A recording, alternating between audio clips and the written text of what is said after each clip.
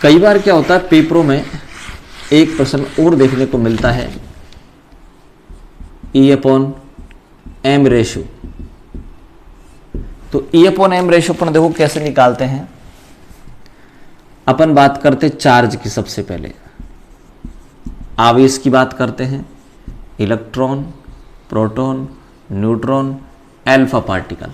Electron पे charge 1 होता है, प्रोटॉन पे भी 1 होता है, न्यूट्रॉन पे 0 होता है, अल्फा कण पर +2 होता है।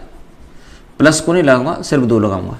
इलेक्ट्रॉन पे तो जैसे -1 होता है, प्रोटॉन पे +1 होता है, अल्फा पर +2 होता है। तो न्यूमेरिकल में ये प्लस माइनस काम में नहीं ले रहा, मैं सापेक्षिक काम में ले रहा हूं। 1 1 2 ये इनका चार्ज हो गया। द्रव्यमान इलेक्ट्रॉन पर होता है 1/1837, अभी अपन ने देखा था, ठीक है। न्यूट्रॉन प्रोटॉन पर सापेक्षिक में आन लेते हैं 1 1, और अल्फा कण पर 4 होता है। अभी मैंने बताया था थोड़ी देर पहले आपको 2He4। अब अपन को निकालना है E/m निकालना है। 1/1837, 1/1, 0/1, 2/4। यहाँ आ जाएगा 1837, यहाँ 1, यहाँ 0, यहाँ 0.5। अब अपन आप लिखें कि E/m का ऑर्डर क्या होगा। तो E/m का ऑर्डर क्या होगा भाई, सबसे ज़्यादा हो गया E/m किसका, इलेक्ट्रॉन का, उसके बाद में प्रोटॉन का, उसके बाद अल्फा कण का, और सबसे कम न्यूट्रॉन का। ये हो गया इनका E/m का ऑर्डर भाई, कि E/m सबसे ज़्यादा होता है किसका, इलेक्ट्रॉन का, फिर प्रोटॉन का, फिर अल्फा कण का, सबसे कम होता है न्यूट्रॉन का 0। ये हो गया E/m रेशो।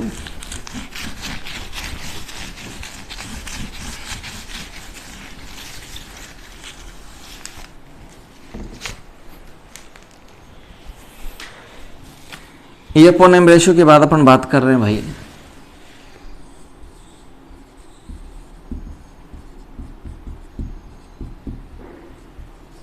रेडियो एक्टिविटी की। रेडियो एक्टिविटी की देखिए रेडियो एक्टिविटी होती क्या भाई,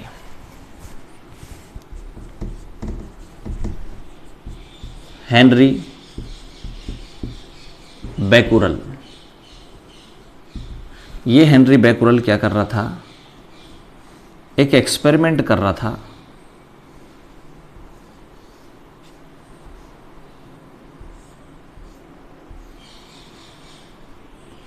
ये एक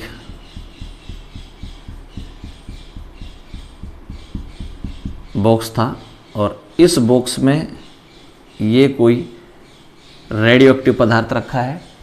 इस रेडियो एक्टिव पदार्थ से 3 किरणें निकली।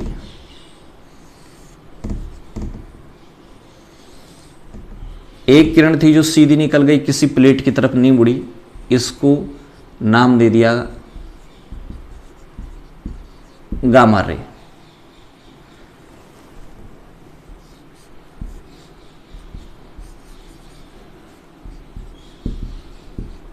बीटा कण,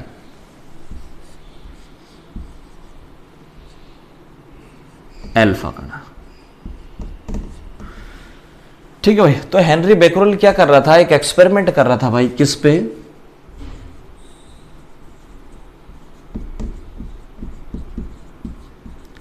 पोटेशियम यूरेनियम सल्फेट पे। पोटेशियम यूरेनियम सल्फेट पे एक एक्सपेरिमेंट कर रहा था वो। अब इस पोटेशियम यूरेनियम सल्फेट पर एक्सपेरिमेंट के दौरान उसने ये देखा कि इससे कुछ विकिरण निकलते। उसने क्या किया था कि इस पोटेशियम यूरेनियम सल्फेट को एक फोटोग्राफिक प्लेट में लपेट दिया था। यह फोटोग्राफिक प्लेट उसके पास रखी हुई थी, तो ये फोटोग्राफिक प्लेट काली पड़ गई। अब पोटेशियम यूरेनियम सल्फेट के पास रखने से या उसको लपेटने से जब काली पड़ जाती है प्लेट, तो इसका मतलब क्या आइडिया लगाया जा सकता है कि उससे कोई ना कोई किरणें निकली है। जैसे मान लो इस दीवार में इस साइड सील ना आ जाए तो अपन क्या अंदाजा लगाएंगे कि इस दीवार में कहीं ना कहीं से पानी घुसा है। वही बात यहाँ थी कि ये जो फोटोग्राफिक प्लेट थी वो काली हो गई, इसका मतलब ये जो पोटेशियम यूरेनियम सल्फेट है इससे कुछ किरणें निकली होंगी जो फोटोग्राफिक प्लेट में घुसी होंगी और उसके बाद फोटोग्राफिक प्लेट काली हो गई होगी। तो उसने ये बताया कि भाई ये जो पदार्थ होते हैं जैसे पोटेशियम यूरेनियम सल्फेट, उनसे कुछ विकिरण निकलती हैं।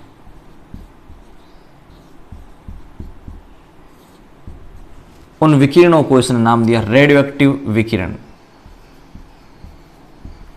रेडियो एक्टिव विकिरणें, पदार्थ से कुछ विकिरणें निकलती हैं जिन्हें रेडियो एक्टिव विकिरण कहा। और ये जो रेडियो एक्टिव विकिरणें की जो प्रवृत्ति है वो रेडियो एक्टिविटी कहलाती है और उस पदार्थ को कहा जाता है रेडियो एक्टिव पदार्थ। क्या कहा जाता है भाई? रेडियो एक्टिव पदार्थ। तो ये जो पदार्थ है ये रेडियो एक्टिव पदार्थ है, इससे जो विकिरणें निकलती हैं उनको रेडियो एक्टिव विकिरणें कहा गया। ठीक है, अब वो रेडियो एक्टिव विकिरणें कौन कौन सी थी भाई? पहली थी अल्फा विकिरणें, दूसरी थी बीटा विकिरण और तीसरी थी गामा विकिरण। तो अल्फा, बीटा और गामा विकिरणें तीन प्रकार की रेडिएशनें इन पदार्थों से निकलती हैं और स्वतः निकलती हैं भाई। अगर स्वतः निकलते तो आप इसको नेचुरल रेडियो एक्टिविटी बोलेंगे, अपने आप निकल रही है नेचुरल रेडियो एक्टिविटी। तो बहुत सारे पदार्थ ऐसे होते हैं, जनरली आप ये माने कि Z इज ग्रेटर देन 80, 80 के बाद के परमाणु क्रमांक 80 के बाद के जो एलिमेंट हैं, है ना, उनसे जनरली रेडियो एक्टिव विकिरणें निकलती हैं। ठीक है, हालांकि यूरेनियम 92,235 है, उसके बाद के तो सारे के सारे रेडियो एक्टिव है, उसके बाद के तो सारे के सारे ही रेडियो एक्टिव में, ध्यान रखें। ठीक है ना, इसलिए मैं कह रहा हूं कि Z बराबर 80 के बाद के जो एलिमेंट है उनमें रेडियो एक्टिविटी की प्रॉपर्टी चालू हो जाती है। कुछ ऐसे भी होते हैं कि जिनमें रेडियो एक्टिविटी की प्रॉपर्टीज होती है 80 से कम वाले भी हैं, ऐसी बात नहीं। तो रेडियो एक्टिव जो पदार्थ होते हैं वो होते हैं जो अल्फा, बीटा, गामा विकिरणें निकालते रहते हैं, वो रेडियो एक्टिव पदार्थ कहलाते हैं भाई। ठीक है,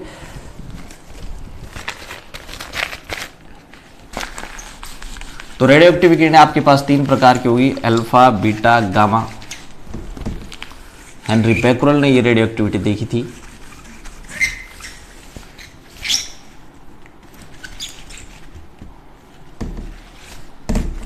अब इनमें देखें भाई, अभी थोड़ी देर पहले आप बात कर रहे थे किसकी? भेदन क्षमता की। ठीक है, तो भेदन क्षमता की बात करें तो देखो, ये जो अल्फा कण है, इस अल्फा कण को मैंने बताया था कि इलेक्ट्रॉन होता है, बीटा कण को बताया था मैंने कि ये He+2 होता है, तो इसका मास तो 4 होता है, इसका मास 0.0005 होता है, और ये जो गामा रे हैं ये भाई द्रव्यमानहीन होती हैं, इनका द्रव्यमान होता नहीं।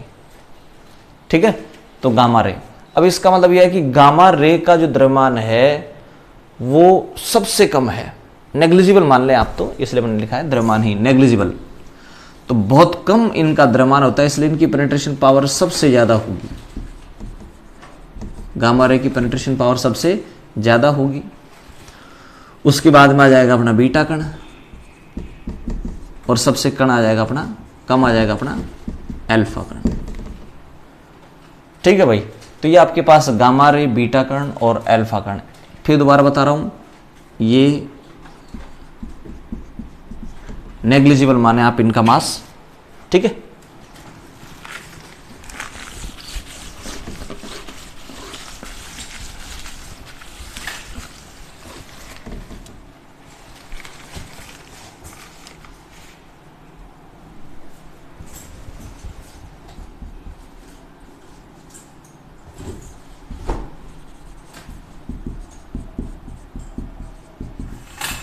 विद्युत क्षेत्र का प्रभाव, ये अल्फा, ये बीटा और ये गामा।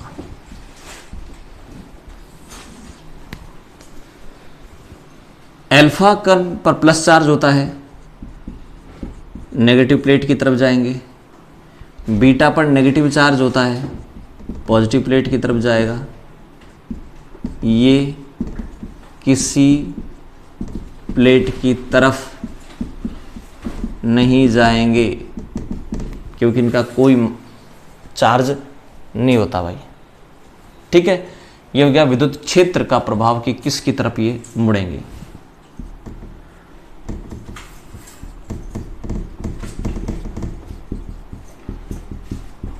फोटोग्राफिक प्लेट को प्रभावित करते हैं ये।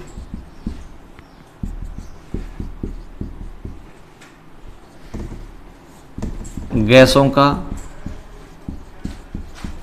आयनीकरण कर सकती हैं ये, अल्फा बीटा गामा जो विकिरण है गैसों का आयनीकरण कर सकती है, फोटोग्राफिक प्लेट को प्रभावित कर सकती है। अगर मैं इनके द्रव्यमान की बात करूं तो अल्फा कण का जो द्रव्यमान है वो सबसे ज़्यादा होता है, बीटा कण का थोड़ा कम होता है। जैसे अपन कहे हैं कि अल्फा कण का होता है 4 AMU, इलेक्ट्रॉन के बराबर मान लो इसका,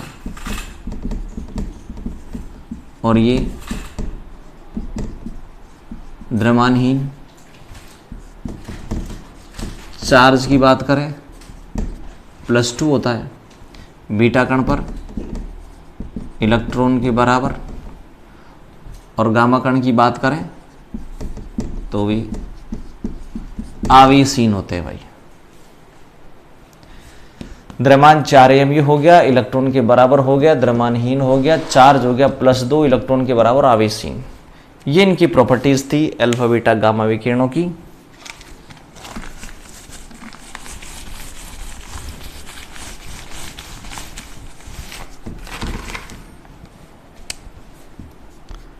थ्योरियम, यूरेनियम, नेपच्यूनियम, ठीक है, रेडियम, रेडॉन, ये वो हैं जो नेचुरल रेडियो एक्टिव है भाई, नेचुरल रेडियो एक्टिव है।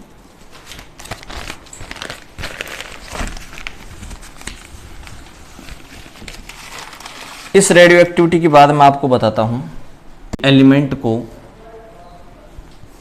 प्रदर्शित करना हो तो उसको प्रदर्शित करने का तरीका ही ये, X, Z, A। ये जो इसका Z है, ये Z इसका परमाणु क्रमांक है,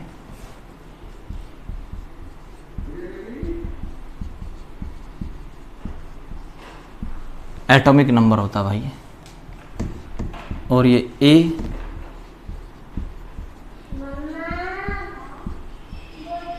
मास नंबर होता है। तो ये एटॉमिक नंबर या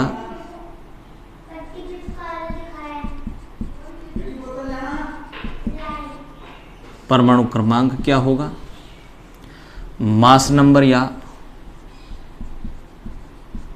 द्रव्यमान संख्या क्या होगी भाई। इन दोनों की अपन एक एक करके बात करते हैं कि दोनों होती क्या है। चलो यहीं नीचे लिख दें अपन। सबसे पहले अपन लिख दें एटॉमिक नंबर।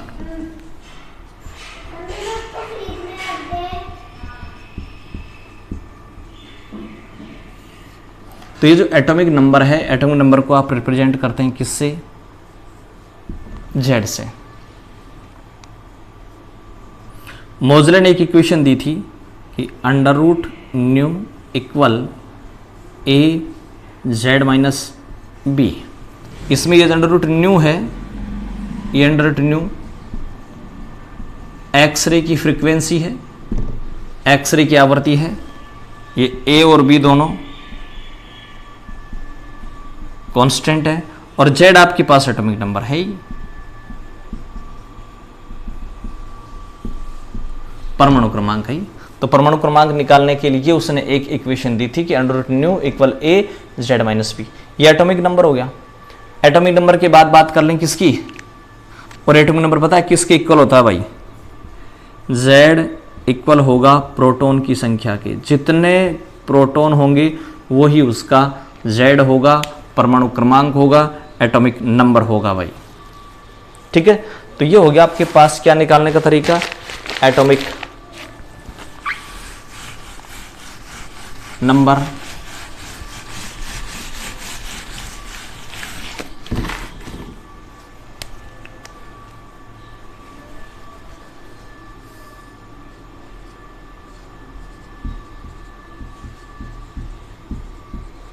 Mass number.